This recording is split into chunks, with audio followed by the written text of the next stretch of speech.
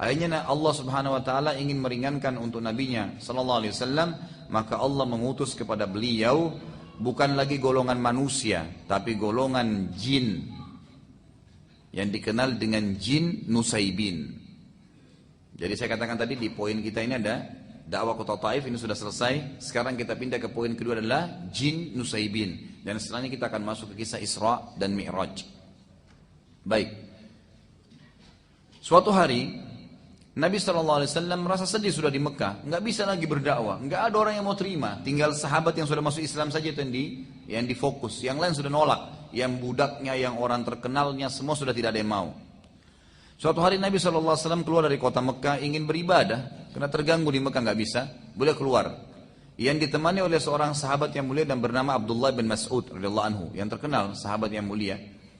Berjalan dengan beliau SAW, lalu Nabi SAW pada saat tiba di suatu tempat, beliau SAW berkata kepada Ibnu Mas'ud, tunggulah di sini dan jangan berpindah juga jangan datang kepadaku sampai aku memanggilmu.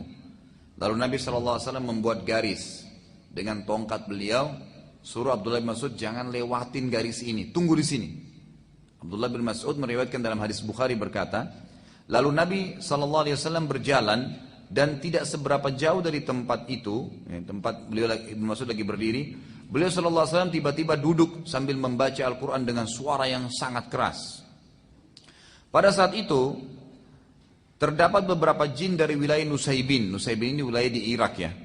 Ada beberapa jin, dikatakan jin Nusaibin, sedang lewat dan sedang mencari tahu kejadian apa yang sedang terjadi di muka bumi, sampai-sampai mereka tidak bisa lagi mendengarkan langsung berita-berita dari langit. Jadi sebelum Nabi SAW diutus, itu jin dalam hadis Bukhari dikatakan saling susun-susun, 1, 2, 3 sampai ke langit. Ini Anda bisa bayangkan nih bagaimana jauhnya itu ya.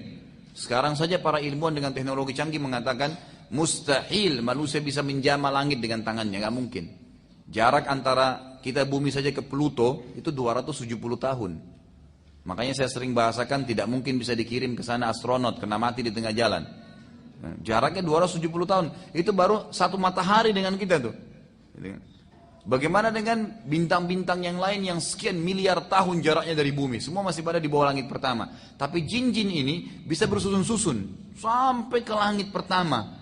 Mereka bisa mendengarkan. Jadi ternyata dalam hadis ini dijelaskan Allah Azza wa Jal itu kalau ingin menjalankan titah, sebuah titah, Allah sampaikan kepada malaikat ya. Malaikat di langit 7 sampaikan ke langit ke-6, langit ke-6 sampaikan ke langit ke-5, terus sampai ke langit pertama. Nanti malaikat di langit pertama ini yang memerintahkan atau menyampaikan kepada malaikat-malaikat yang bertugas di bumi, yang mengurus gunung, di mana turun hujan, siapa yang mau mati, siapa yang ini, disampaikan kepada malaikat-malaikat yang akan bertugas di bumi gitu kan. Nah, jin-jin ini naik ke atas untuk dengar informasi. Ini sana hujan besok, oh di sini ada mati fulan, oh ini akan terjadi gempa. Dia dengar semua informasi besok, kan gitu. Nah nanti jin-jin ini akan bekerja sama dengan penyihir-penyihir dan penyamun, menyampaikan ini kami dapat informasi di sana hujan, nanti kamu sampaikan besok hujan di sana supaya pengikutnya percaya sama si dukun-dukun ini. Nanti akan kita bacakan dalam surah jin tentang kisah ini bagaimana bekerja samanya manusia dengan jin, dan sampai hari ini, sampai hari kiamat akan terjadi itu. Tetap akan ada bekerja sama, dan ini dilarang dalam Islam ya. Perlu Anda ketahui bahwasanya tidak boleh interaksi dengan jin dengan alasan apapun, gitu kan.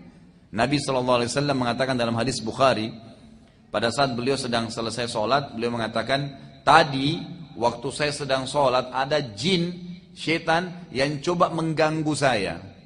Lalu saya menangkapnya dalam sholat. Hadis sahih ini. Lalu saya menangkapnya dalam sholat. Tiba-tiba saya teringat perkataan Sulaiman yang berkata, ya Allah, karuniakanlah saya kerajaan tidak layak untuk orang sebelum dan sudah saya. Maka saya melepaskan dia. Kalau tidak, maka saya akan ikat jin itu di pohon di Madinah agar anak-anak Madinah mempermainkannya. Tapi di sini Nabi SAW sendiri tidak interaksi, dilepaskan oleh Nabi SAW. Kata ulama, berarti tidak boleh memang manusia berinteraksi orang Muslim. Walaupun Anda alasan jin Muslim, tetap tidak boleh. Tidak boleh. Tidak boleh menikah sama mereka, makanan mereka berbeda, perhitungan waktu mereka berbeda, dan Anda tidak butuh jin karena Anda butuh Allah Azza wa Jal. Gak usah jin untuk apa? Pasti dia minta imbalan. Anda bilang tidak, gak mungkin. Itu sudah Al-Quran yang berbicara seperti itu. Mereka akan bekerja sama dengan manusia dan minta imbalan dari situ. Ada yang minta menikah dengan manusia, makanya ada dukun-dukun laki-laki atau perempuan sampai tua tidak nikah-nikah karena nikah sama jinnya. Ada orang yang diminta nyumbang darah ayam, darah hewan, atau pergi ke kuburan tertentu. Pokoknya jin-jin ini minta agar jauh dari Allah Subhanahu wa taala, gitu kan? Kalau kita masih bergantung pada Allah, tidak bisa bergantung pada dia. Dan satu-satunya cara untuk membuat orang bisa bergantung adalah memenuhi kebutuhannya manusia. Dan Nabi SAW sudah mengatakan juga dalam hadis lain, jin-jin itu penuh dengan kebohongan. Maksudnya jadi saya pernah jelaskan ya, jin ada 3 golongan ya. Ada jin mukmin, ini mustahil kerjasama dengan manusia. Ada jin fasik dan jin kafir. Jin fasik ini adalah jin yang beriman pada Allah, seperti kita orang muslim, tapi nggak sholat, masih bermaksiat, itu namanya fasik. Jin fasik sama jin kafir ini namanya syaitan. Jadi tidak semua jin itu syaitan ya, tidak semua jin itu syaitan. Yang beriman dikatakan jin mukmin. Yang kita maksudnya adalah golongan syaitan, jin fasik atau jin kafir. Jadi orang-orang yang mengatakan saya pelihara jin muslim itu jin fasik itu. Karena itu jin fasik dan tetap akan dia minta imbalan. Apapun sifatnya itu, mungkin tidak bisa dirincikan tapi dia akan minta imbalan secara otomatis. Tapi kalau dia pelihara jin kafir, maka lebih parah nanti. Ada yang sampai menghinakan Al-Quran gitu kan. Di Saudi itu ditemukan, di Saudi ada dibentuk tim oleh kerajaan itu, khusus tim pemberantas penyihir. Gitu. Jadi syekh-syekhnya ngumpul semua, itu nyari pada penyihir. Waktu terbongkar tuh luar biasa gitu. Ya, kalau jin-jin yang kafir itu, mereka menyuruh Al-Quran dihinakan. Sampai ditemukan tuh Al-Quran pernah ditaruh di kloset kamar mandi. Dikeluarkan oleh tim ini, dicuci, lalu dikasih minyak wangi Quran itu sebagai bentuk ya penghargaan dalam Al-Quran dan membalas penghinaan mereka. Kan gitu. Ada di antara perempuan-perempuan yang berinteraksi sama jin kafir ini, kalau mereka supaya suaminya takluk atau tuannya takluk, maka darah haidnya diteteskan di lembaran-lembaran Quran. Itu banyak contoh-contoh dan saya saksikan sendiri itu. Bagaimana cuplikan-cuplikannya itu. Dan cukup banyak yang berhubungan dengan masalah-masalah seperti ini. Dan saya sarankan Anda membeli buku yang kecil, mungkin harga 5.000 atau 7.000 rupiah itu membongkar praktek sihir dan kedukunan. Diterbitkan oleh Pustaka Tazkiyah ya. Mungkin kalau Bapak Ibu yang pernah hadir pengajian saya di Al-Azhar, saya pernah bawain fotokopi buku yang dapat diskon tuh. Di antaranya buku itu. Buku kecil sekali, tapi itu buku yang sangat bagus. Di dalamnya itu ada gambar-gambar, bentuk-bentuk sihir-sihir yang biasa dipakai oleh penyihir-penyihir dari bentuk benang, tali, apa saja, boneka, macam-macam gitu kan, yang mereka lakukan. Intinya adalah kita kembali kepada kisah jin ya. Jin-jin ini mereka selalu naik ke atas mendengarkan apa yang akan terjadi besok untuk bekerja sama dengan penyihir-penyihir dan penyamun yang pada saat itu memang kebanyakan menguasai dunia, gitu kan?